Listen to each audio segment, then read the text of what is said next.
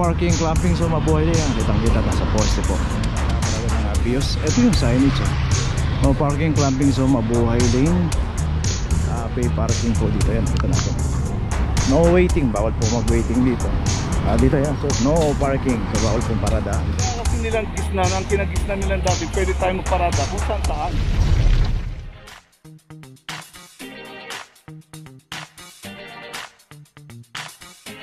Papadyo TV!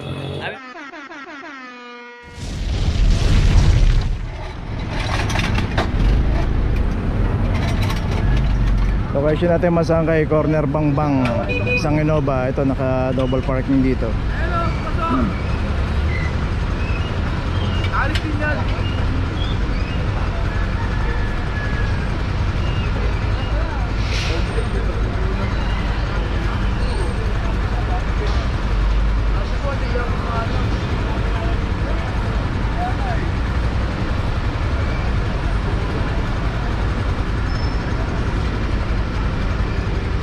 Driver ba to? Kumakain lang. Wala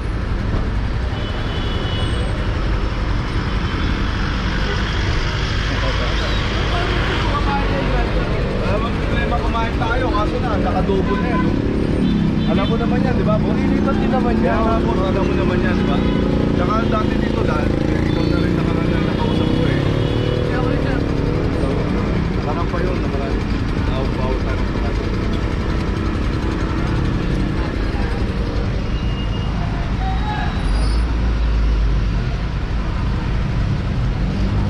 23-28. Kumakain daw yung driver. Pag kumakain pala, bawal lang iparada ng maayos. Tuloy na po tayo. Location natin napitan corner Waning Street. At dito naman yung isang Honda City. Kaya makikita natin yung signage. Dito po sa kahabaan ng dapitan na ilang beses po tayo nagpapaalala. Ilang beses po tayo nagpapaalala dito na huwag po tayo pumarada rito dahil unang-una po mabuhay din po itong dapitan. Ayun po yung Santander pay parking po yun. Dito kasi marami pong kainan, may mga dim sum, may mga coffee shop, may mga milk tea. Pero pag dito tayo nabutan, matik na po yan. From number 2410. Sa kayo isang naka street corner dito. Nissan Almera 2322. Ang parking attendance na gano'n dyan sir? Ayun. So ito naman yung pagkakaparada ng Almera. Hindi naman po tinindikitan ng PA. Ito yung PA yun. Kaya walang ticket to. Kaya walang problema to. Dito naman kinakausap naman si Territory Government. Pag may pumarada at pinilit pumarada rito, saka isa pa hindi rin tinikita ng PA ito. Nakita nga natin mga ibang sasakyan dito na nakaparada yan, nakaayos yung pagkakaparada. Kaya always magpapasis tayo sa parking attendant para hindi tayo magkamali ng pagparking. Ayan, may notice na. So dalawa yung naklog dito, isang Honda City sa isang Almera. Tuloy na po tayo.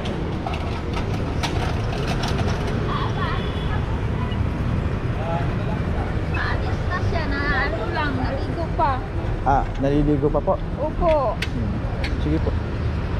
Okay, location natin na De La Puente, corner Dapitan. At dito yung isang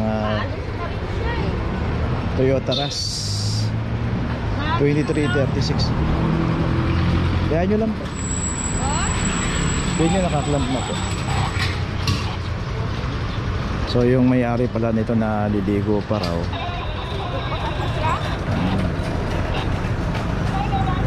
Inabutan na po kasi.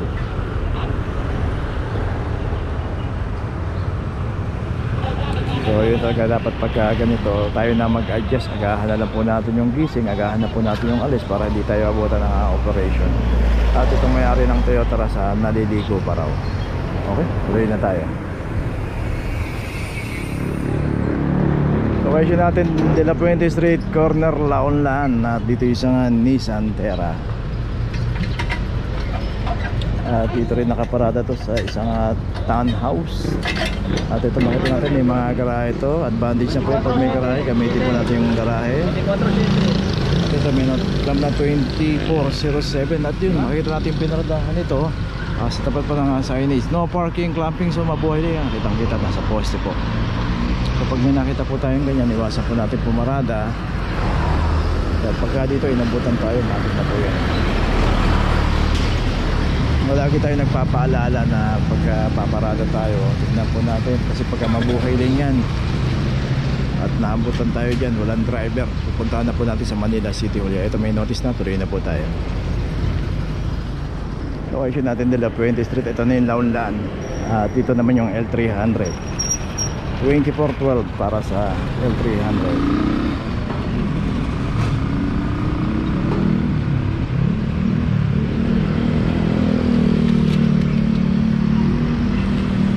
Okay, may notice na. Tuloy na po tayo. Location natin Launlaan, in between ng Prudencio Street at Cristobal. Dito may isang Bios ang nakaparada rito. At ito, kita natin walang driver to. 2332 at dito makita natin pagkakaparada ng Bios. Ito yung signage. No parking, clamping zone, mabuhay lane. Talagang tapat at tapat pa. Ang mga signages dito hindi na pinapansin. Nakita nga nila, pinaparadaan pa mismo.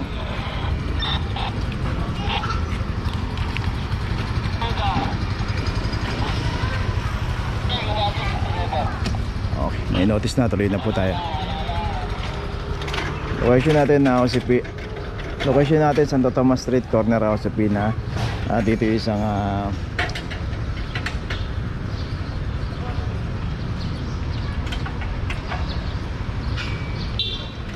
dito isang Nissan Navara.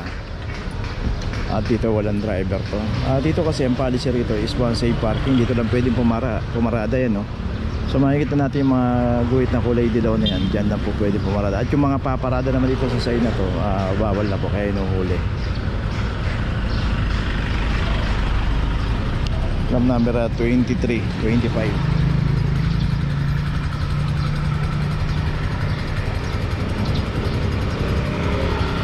Dito meron pong parking attendant na naka-assign. Pwede naman natin paradahan yan. Pinapaparadahan po yan. Magbabayad tayo. Saka street corner na rin pagkakaparada rin.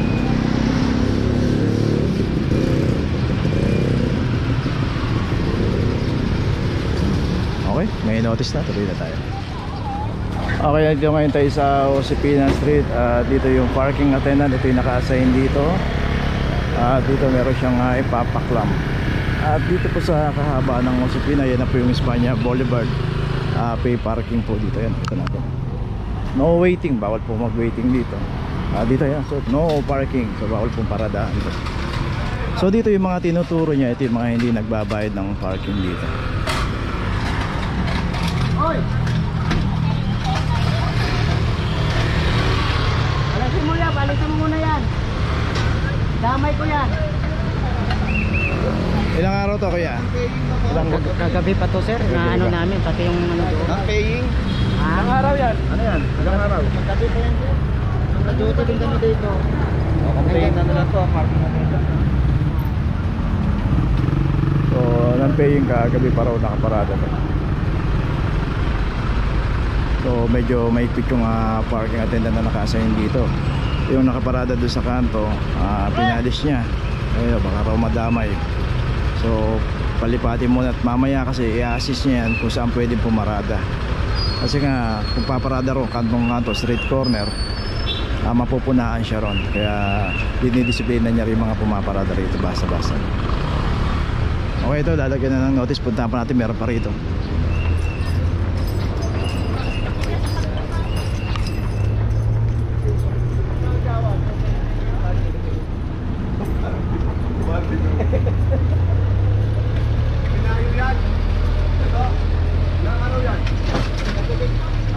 Kabilang din to.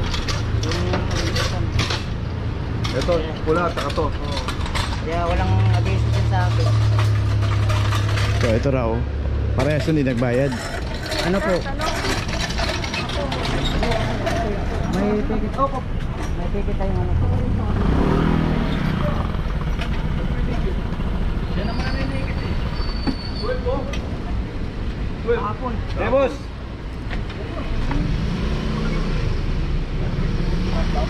Oo, partner.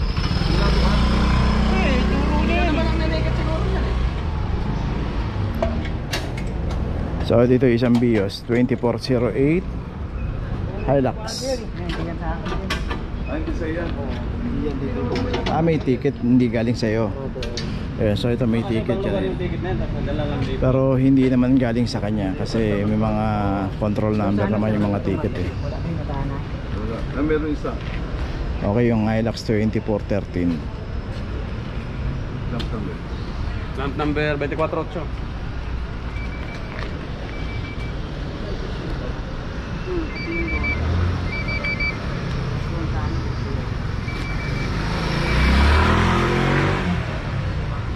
Wala ma'am.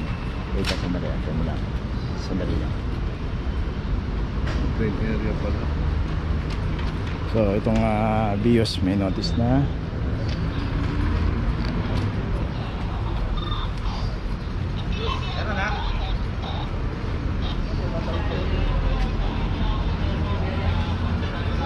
Meron ba to? Yung Avanza?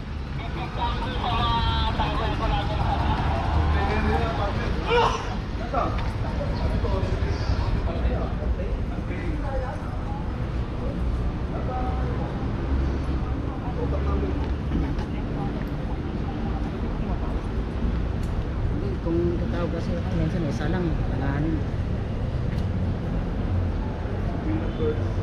Marami pa rin pasaway, no? Opo, ganun pa rin sir. Minsan nga, mahirapan din ako dito. Kahit may ticket, sabihin lang, maya na, kasi walang barya. Oo, tapos pag-ikot kong pag Wala na. wala na. Kaya kamot na ako sa ulo. Hindi, pagka ganun, tandaan mo. Huwag mo na paano, pagka... Ang ko talaga, kasi yun ang sabi ng namin, kailangan kunin ka agad. Oo. Eh, siyempre, ikaw nang wala kang panukli, obligado talagang sabihin mong maya. Sige sir, mamaya na lang. So, pag-ikot mo naman, kailangan problema pag balik mo, wala na. Oo, minsan takasan, ikaw ang ubantayan pa nga, minsan. Oo. Hindi talaga maiwasan. Kaya kailangan lagi kami panukli talaga. Sige, salamat ha. Okay, so bali tatlo yung naklamp dito. Yan po yung pay na naka-assign to. Ayun nga, pati nga mismo siya naiisahan. Mahigpit na ho yan, pero naiisahan pa. Ayun ako, tuloy na po tayo. Okay, nandito na ngayon tayo sa opisina ng clamping, sa impounding dito sa Central. Dito na po nagtatapos ang ating vlog. Maraming salamat po sa mga subscriber, sa mga viewers, sa mga napadaan po sa ating channel. Maraming salamat po sa mga suporta nyo. Sa mga hindi pa po nakakapag-subscribe, subscribe na po tayo mga kabayan. Maraming salamat po. Mabuhay!